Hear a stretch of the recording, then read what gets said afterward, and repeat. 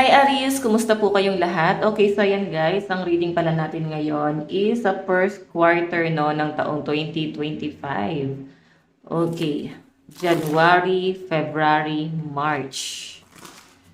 So, tingnan natin guys, ganap sa inyo sa first quarter ng taong 2025, Aries, Sun, Moon, Rising, and Venus sign. So, ayan guys, maganda pa rin na alam nyo ang inyong Sun, Moon, Rising, and Venus sign para sa iba pang guidance, okay? So, tignan natin, Aries, gabay kapalaran mo, ganap sa inyo ngayong first quarter. And sa mga interesado pala guys sa ating private reading, iiwan ko na lang po yung link ng aking Facebook sa atin pong description box below, okay? So, start na tayo, Aries. Aries, Sun, Moon, Rising, and Venus sign. Ganap po, Spirit Guide. Ganap po kay Aries. Ganap po kay Aries. Aries, Sun, Moon, Rising, and Venus sign. So, tignan muna natin guys yung pinaka-message po sa inyo, no? Meron tayong universe, we're all just stardust. Okay, so, malinaw na pinapakita sa inyo guys na mukhang pinapaboran ka ngayon ni universe and nakagabay lang siya sa inyo guys. Na kumbaga, nandito lang siya, para sila sabi na ipagpatuloy mo lang yung pananampalataya. So, yung iba sa inyo baka kailangan is magbalik loob. Kung hindi na kayo guys pala simba. So, baka ito na yung time na parang maglingkod na ulit tayo kay Lord, no? So, kung ano man guys yung religion nyo. Or try nyo guys magsimba. Kung ano man yung panata nyo, Aries. So, kung makikita nyo guys, ginagabayan ka ng mga gabay mo. Okay? So, mararamdaman mo naman yan, guys, eh. And, sinasabi lang dito, guys, na kung may mga conflicts sa'yo, mararamdaman mo na hindi ganun kabigat yung pinagdadaanan mo. Kumbaga, mabilis mo lang siya, guys, na overcome or nasusolusyonan yung mga problema. Okay? Sige, tignan pa natin. Aries, Sun, Moon, Rising, and Venus sign. Aries, Sun, Moon, Rising, and Venus sign. Meron tayong Clover, release your guilt. So, yung iba sa inyo, minsan, yung mga nangyari na sa inyo sa past, medyo nagigilty ka pa rin. So, nangyari na yun, guys. Pwede mo pa rin naman siya itama sa kasalukuyan.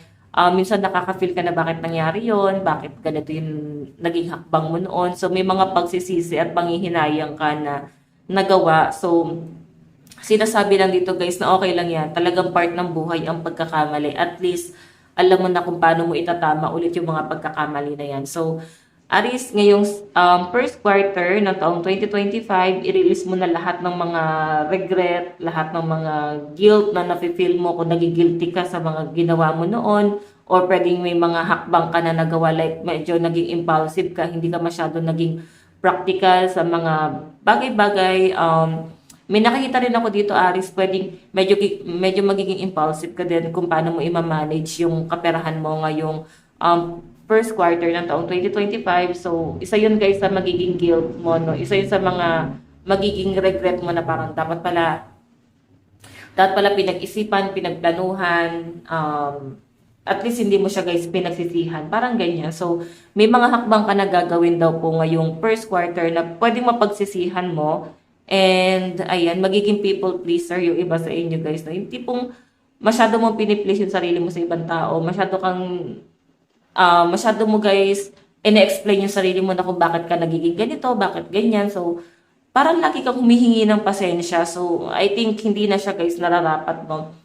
Nasa tao na yan kung paano ka nila titignan, okay? So, hindi mo kailangan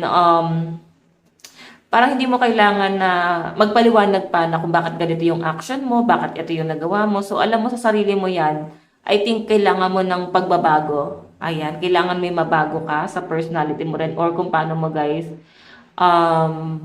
kung paano ka guys sa ibang tao, kung paano ka makipag-usap, kung paano mo sila guys i-approach. Okay, so tignan pa natin Aries, Sun, Moon, Rising, and Venus sign. Sa first quarter ng taong 2025, Aries, Sun, Moon, Rising, and Venus sign.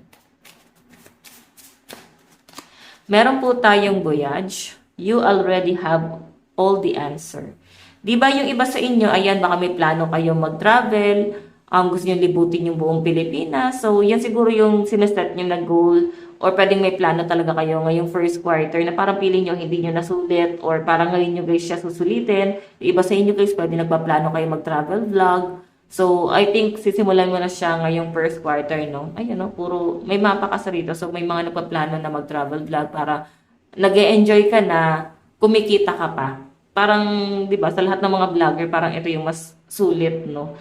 So, Aris, ang pinapakita rin sa akin dito, kung meron kang mga plano, i-force mo lang yan, guys, no? Ayun, no? Ginagabayan ka naman ni Universe. May mga delay lang.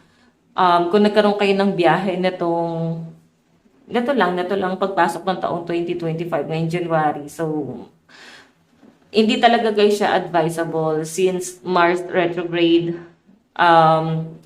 Parang ano siya guys lapitin ng accident. So, ingat na lang. Siguro patapusin mo na lang muna to. So, ang tapos ata is February. Hindi ko sure kung kailan sa February. Mga 16 ata. Okay? So, ayan. Ingat na lang guys, no?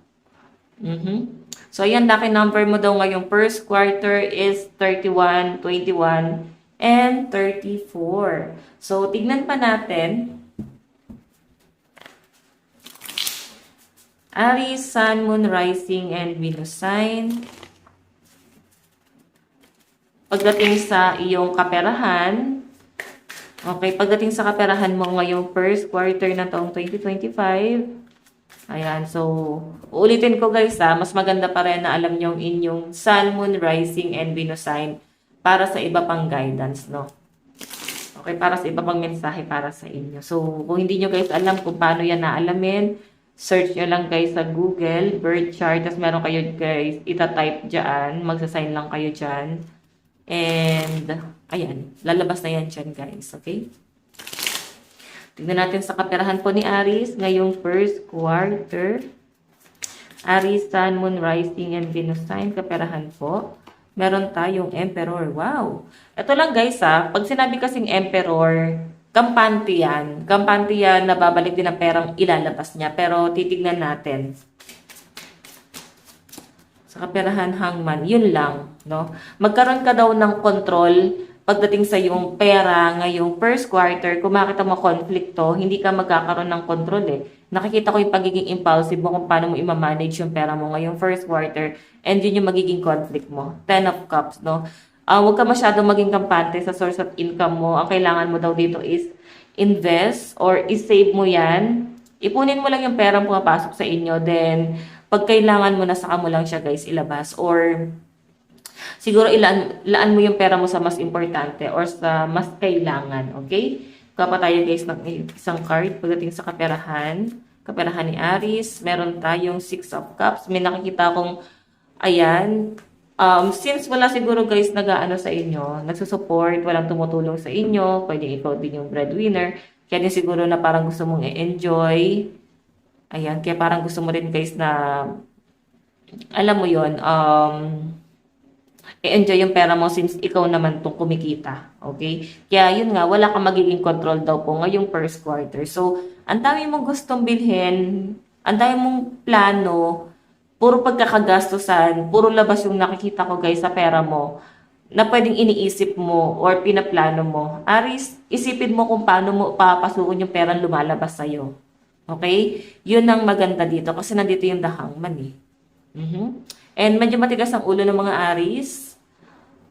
May mga taong nag-a-advise sa inyo or mag-a-advise siguro na parang magtipid ka, mag-ipon ka, save mo muna to, ito muna yung ano mo. And hindi mo siya guys i-consider kasi gusto mo dito is mag-enjoy talaga.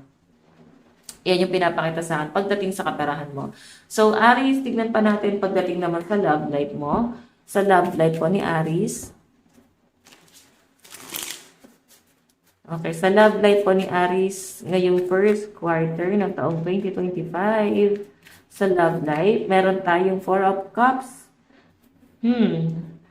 Nakikita ko dito guys na parang nag-o-offer ng cup of love or parang may babawi sa inyo.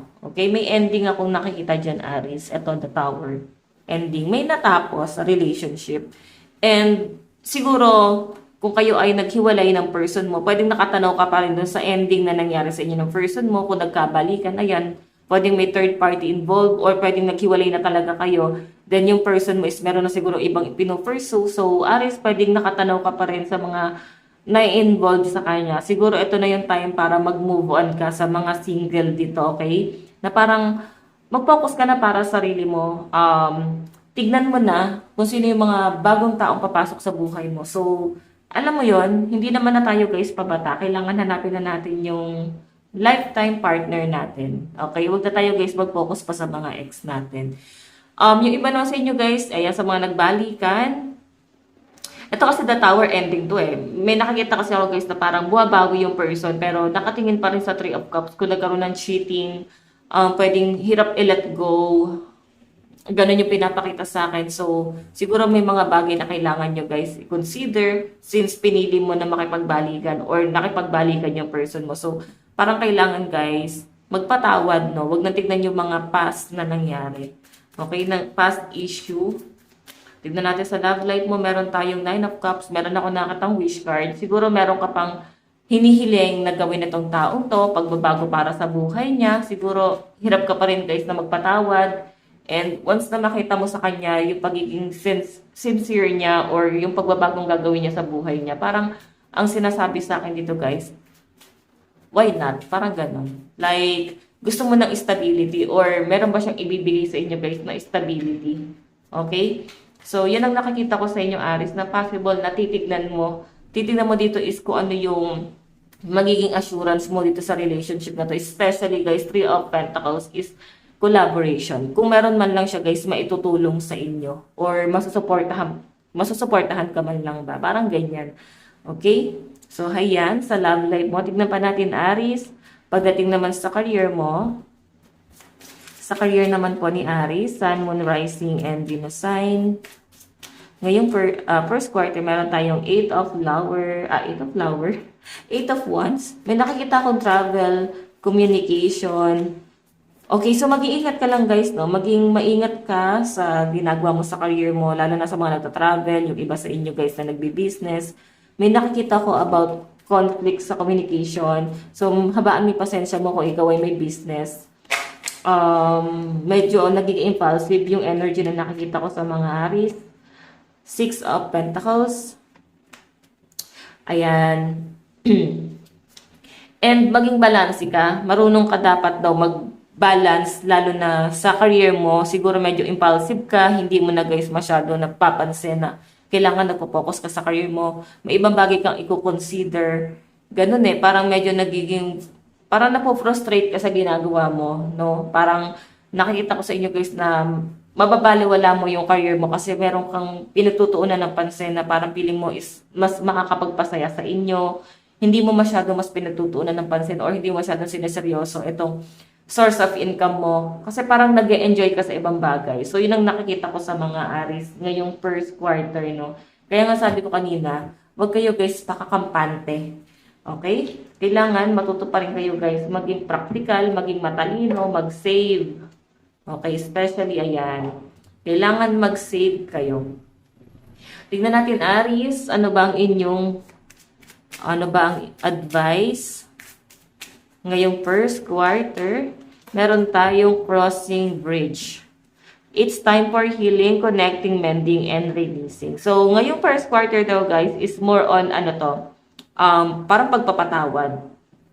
Kasi hindi ka naman mag-heal kung wala kang patatawarin. Okay? Masasabi mong nag-heal ka kung wala ka ng pakailam sa mga taong nakapanakit sa inyo or pinatawad mo na sila. Hindi ka na naaapektuhan, wala ka ng galit. So, i-let go mo na yan, nangyari na. Normal yon guys. Normal na magkaroon sila ng pagkakasala sa atin.